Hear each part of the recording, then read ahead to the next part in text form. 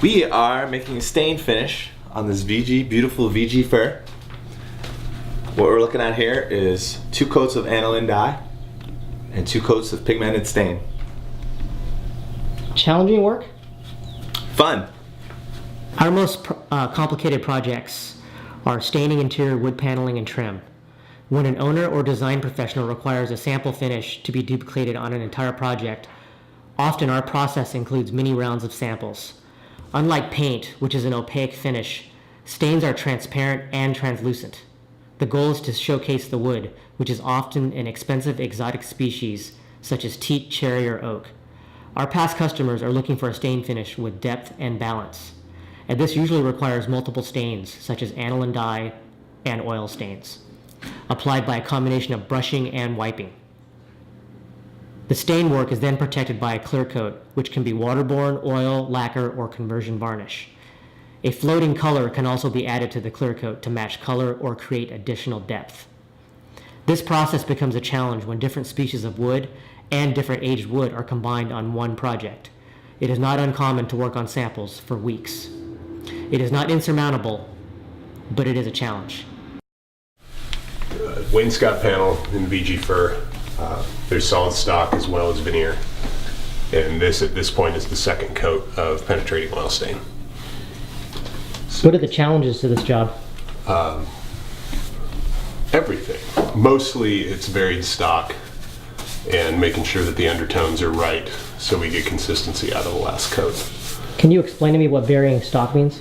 The veneer will take the stain differently than the solid stock here. It penetrates at different rates. It accepts the aniline dye differently. Pretty much every coating that we put on it or penetrating stain that we put on it takes slightly different. So at the beginning with the benite as well as the aniline dye, we kind of had to look a bit piece by piece to make sure that our base tone was right, so it's uniform at the end. And how did you determine if it was right?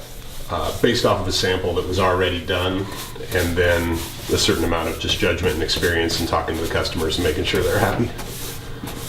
So we've had to tweak our system a little bit, but we've got it dialed in. And after the staining, what's going to go on top of it? There'll be 3 coats of Profin, which is a brushed or rubbed polyurethane.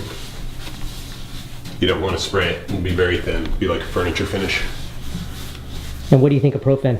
I love it. I think it's a really classic traditional look. I don't necessarily like it in more of a contemporary setting, but here where this stuff could have been here 100 years ago, it'll look great.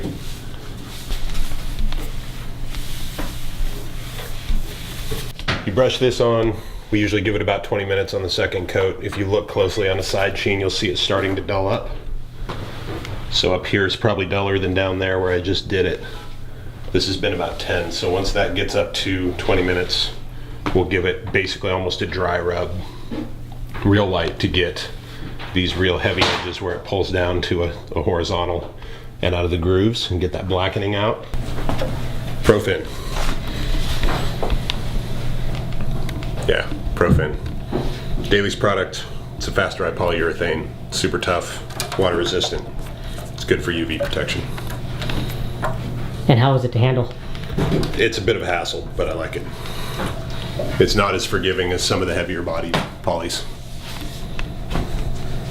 You're a pro at it. We are a small shop. We prefer to only work on one custom stain at a time, and we usually book 3 months or more.